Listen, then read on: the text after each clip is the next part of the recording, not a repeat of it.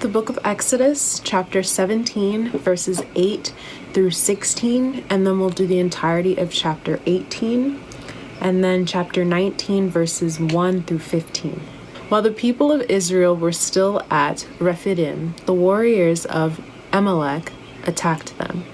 Moses commanded Joshua, "Choose some men to go out and fight the army of Amalek for us. Tomorrow I will stand at the top of the hill, holding the staff of God in my hand." So Joshua did what Moses had commanded and fought the army of Amalek. Meanwhile, Moses, Aaron, and Hur climbed to the top of a nearby hill. As long as Moses held up the staff in his hand, the Israelites had the advantage.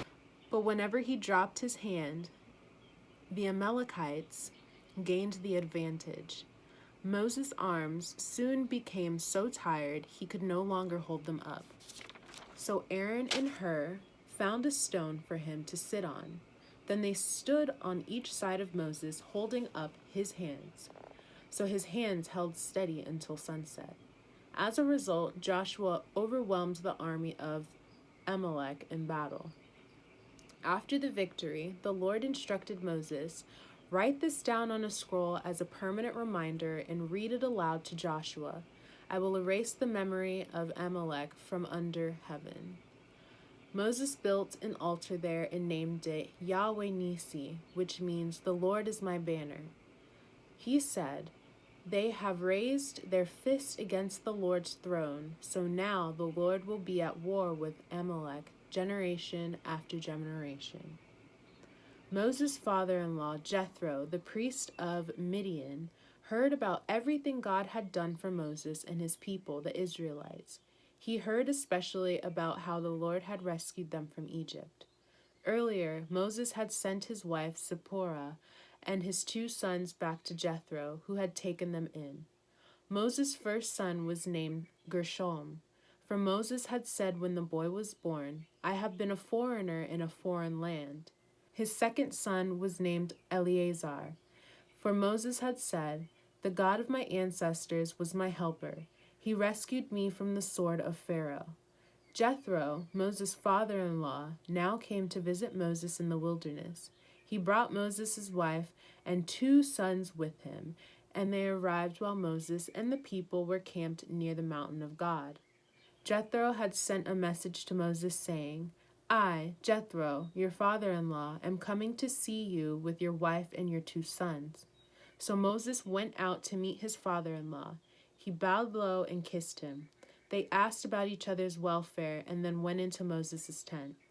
Moses told his father-in-law everything the Lord had done to Pharaoh and Egypt on behalf of Israel. He also told about all the hardships they had experienced along the way and how the Lord had rescued his people from all their troubles.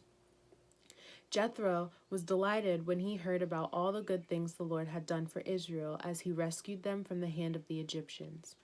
"Praise the Lord," Jethro said, "for he has rescued you from the Egyptians and from Pharaoh. Yes, he has rescued Israel from the powerful hand of Egypt. I know now that the Lord is greater than all the other gods because he rescued his people from the oppression of the proud Egyptians." Then Jethro, Moses' father-in-law, brought a burnt offering and sacrifices to God. Aaron and all the elders of Israel came out and joined him in a sacrificial meal in God's presence. The next day, Moses took his seat to hear the people's disputes against each other. They waited before him from morning till evening. When Moses' father-in-law saw all that Moses was doing for the people, he asked, "What are you really accomplishing here? Why are you trying to do all this alone while everyone stands around you from morning till evening?" Moses replied, "Because the people come to me to get a ruling from God. When a dispute arises, they come to me, and I am the one who settles the case between the quarreling parties. I inform the people of God's decrees and give them his instructions." "This is not good," Moses' father-in-law exclaimed. "You're going to wear yourself out and the people too. This job is too heavy a burden for you to handle all by yourself. Now listen to me, and let me give you a word of advice, and may God be with you. You should continue to be the people's representative before God, bringing their disputes to him. Teach them God's decrees and give them his instructions. Show them how to conduct their lives, but select from all the people some capable, honest men who fear God and hate bribes. Appoint them as leaders over groups of 1,150 and 10. They should always be available to solve the people's common disputes, but have them bring the major cases to you. Let the leaders decide the smaller matters themselves. They will help you carry the load, making the task easier for you. If you follow this advice, and if God commands you to do so, then you will be able to endure the pressures, and all these people will go home in peace. Moses listened to his father-in-law's advice and followed his suggestions. He chose capable men from all over Israel and appointed them as leaders over the people. He put them in charge of groups of 1,150 and 10. These men were always available to solve the people's common disputes. They brought the major cases to Moses, but they took care of the smaller matters themselves. Soon after this, Moses said goodbye to his father-in-law, who returned to his own land. Exactly 2 months after the Israelites left Egypt, they arrived in the wilderness of Sinai. After breaking camp at Rephidim, they came to the wilderness of Sinai and set up camp there at the base of Mount Sinai. Then Moses climbed the mountain to appear before God. The Lord called to him from the mountain and said, "Give these instructions to the family of Jacob. Announce it to the descendants of Israel. You have seen what I did to the Egyptians. You know how I carried you on eagle's wings and brought you to myself. Now if you will obey me and keep my covenant, you will be my own special treasure from among all the peoples on earth. For all the earth belongs to me, and you will be my kingdom of priests, my holy nation. This is the message you must give to the people of Israel." So Moses returned from the mountain and called together the elders of the people and told them everything the Lord had commanded him. And all the people responded together, "We will do everything the Lord has commanded." So Moses brought the people's answer back to the Lord. Then the Lord said to Moses, "I will come to you in a thick cloud, Moses, so the people themselves can hear me when I speak with you. Then they will always trust you." Moses told the Lord what the people had said. Then the Lord told Moses, "Go down and prepare the people for my arrival. Consecrate them today and tomorrow and have them wash their clothing. Be sure they are ready on the 3rd day, for on that day the Lord will come down on Mount Sinai as all the people watch.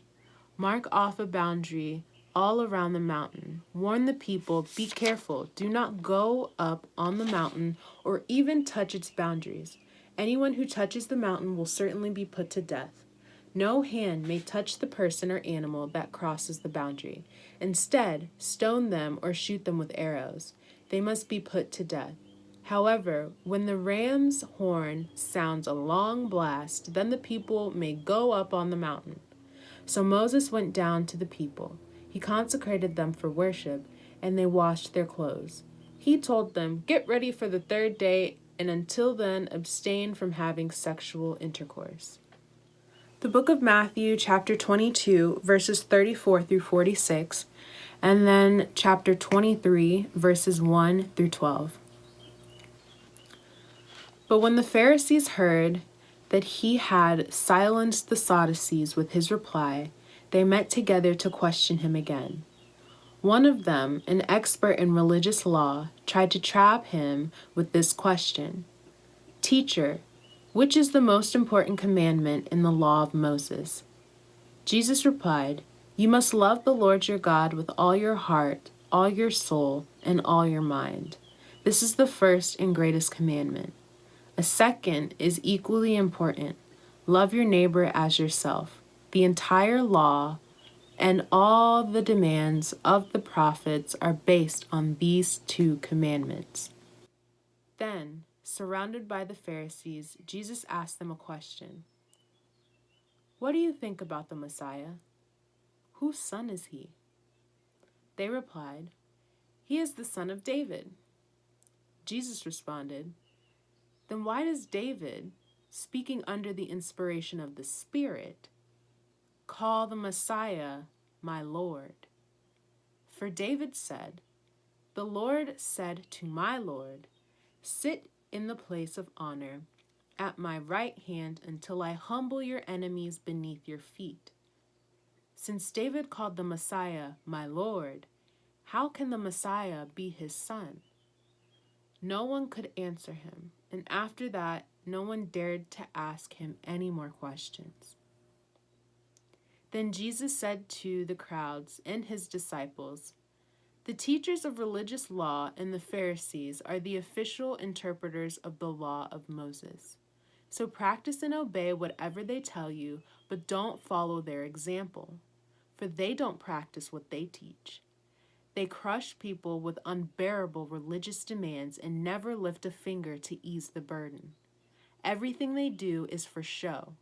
On their arms, they wear extra wide prayer boxes with scripture verses inside, and they wear robes with extra long tassels.